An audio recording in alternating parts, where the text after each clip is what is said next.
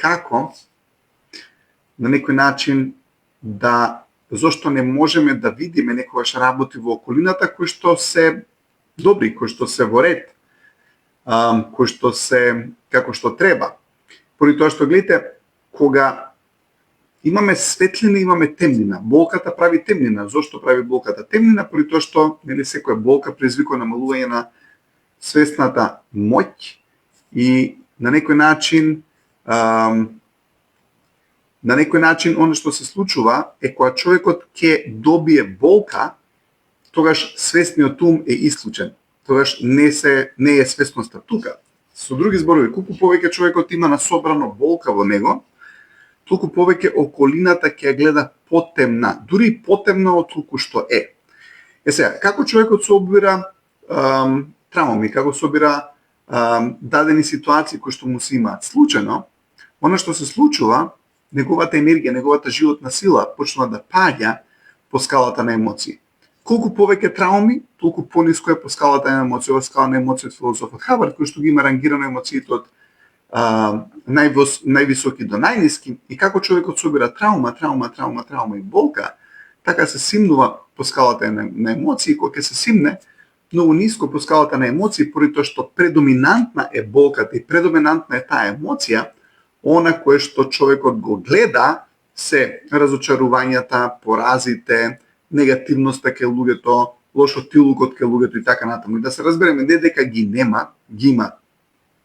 Таквите луѓе ги има насекаде, но она што е интересно е дека видикот на човекот и што тој гледа на некој начин зависи исклучиво од него. И некојаш луѓето ќе речат, ама ти имаш розови ноочари. Не станува збор за розови ноочари, станува збор за жолта емоција.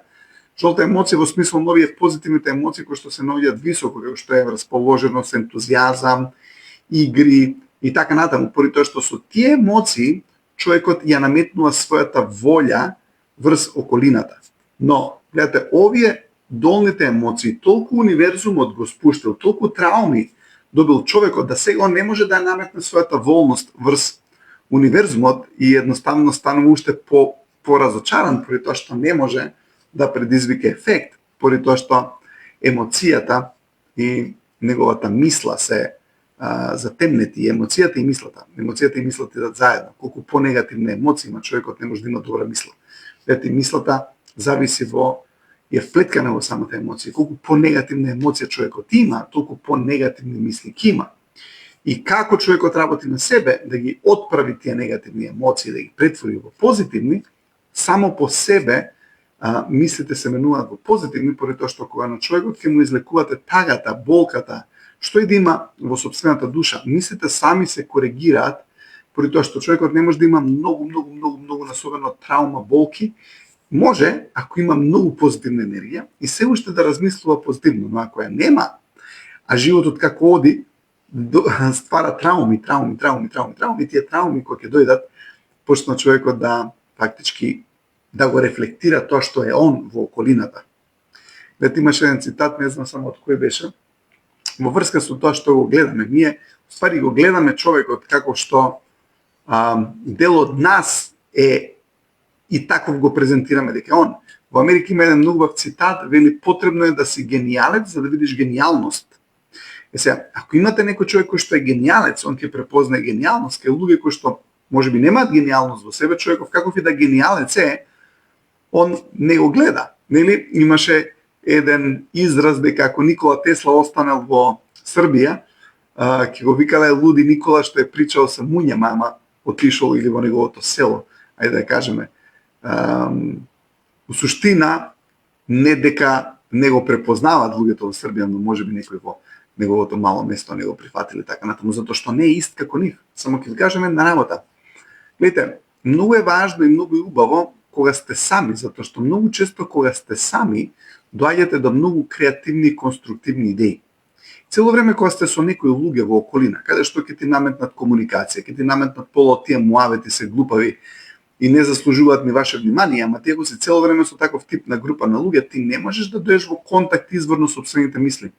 Ама ако ти дојдеш во контакт со сопствените мисли, со сопствените идеи, гледате ќе направиш многу интересна креација, поради тоа што излагаат твоите сопствени идеи на површина. Така да е многу важно човекот некогаш да биде и сам, да биде сам со книга, да се биде сам со себе и да си одвои тој период каде што е сам за себе, да влезе во еден креативен занос и да влезе во еден креативен тек на енергијата, за да може да испланира наредната недела, да може да испланира наредниот месец, затоа што ако цело време човекот се дружи со дадени тип на луѓе кои што уствари не се најкреативни, не се конструктивни, не се позитивни, она што ќе се случи, ти ќе се претопиш во таа енергија и твојата мисла ќе остане на нивото на групата и на нивото на околината која што е околу тебе. Така да, храбрите луѓе можат и да бидат сами. Зошто? Поради тоа што многу често во самотијата умот подобро мисли отколку кога е цело време со некој човек.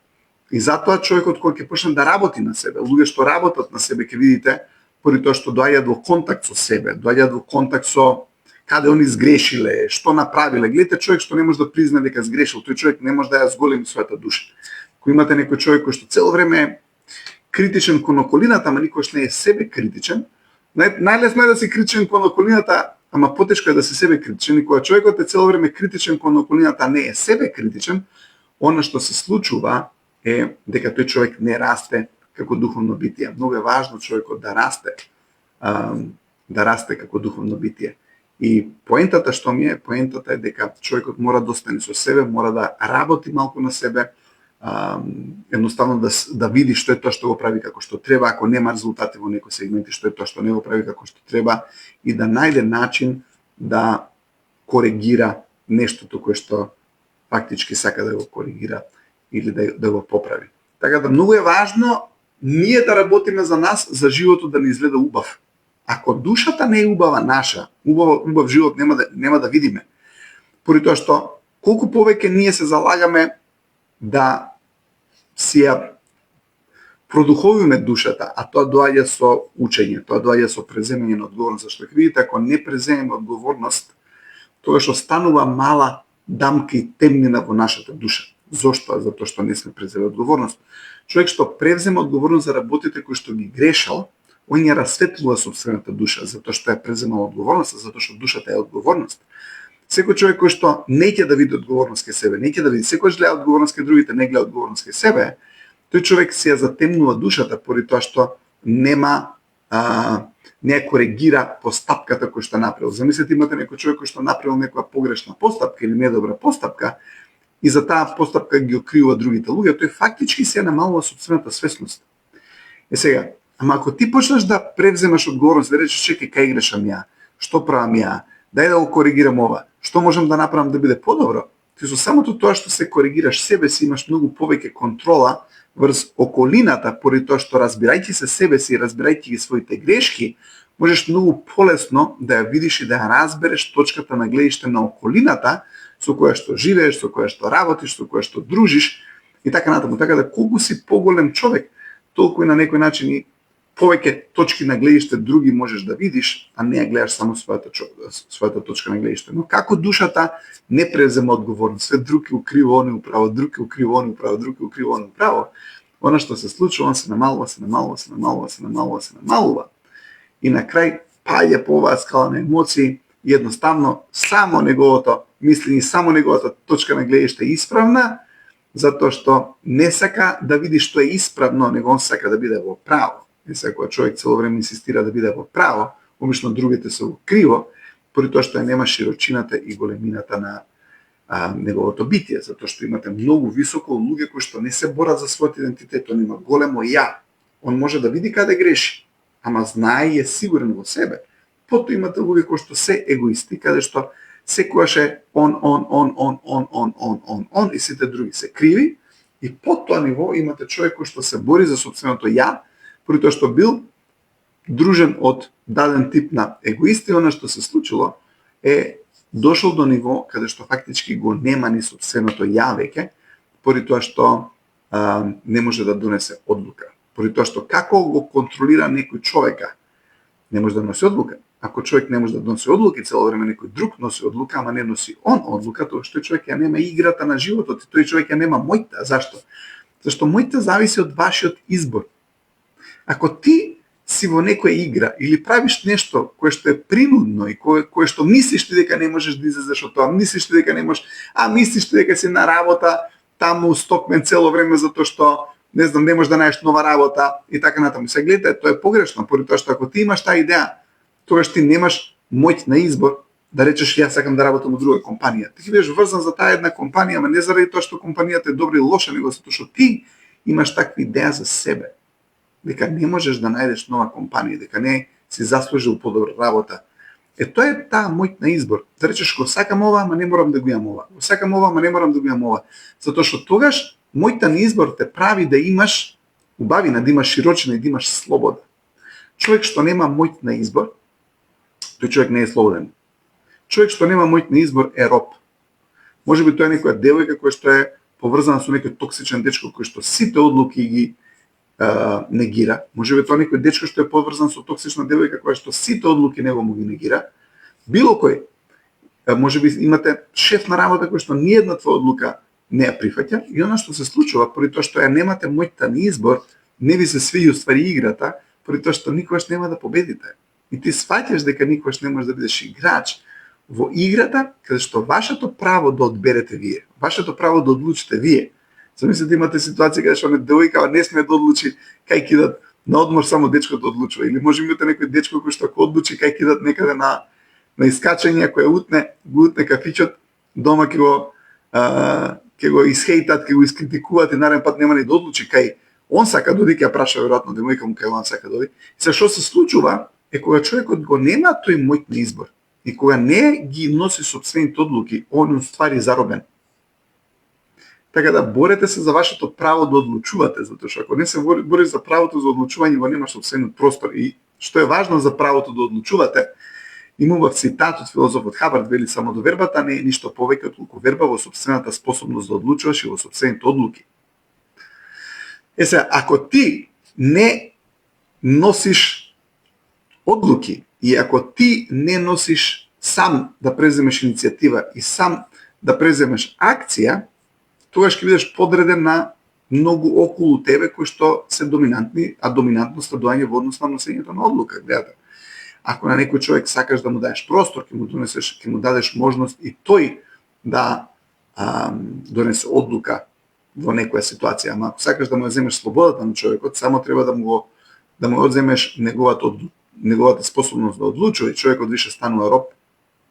Зошто? Поради тоа што зависи секојаш од друг човек, ја нема сопствената самодоверба, а човек кој што нема сопствената самодоверба, он секојаш бара консултации со други луѓе. Зашто? Поради тоа што не е сигурен во себе.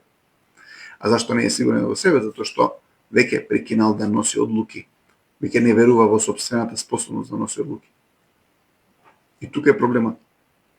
И доколку сте во таква ситуација, почнете да носите одлуки, некојаш и за банални работи.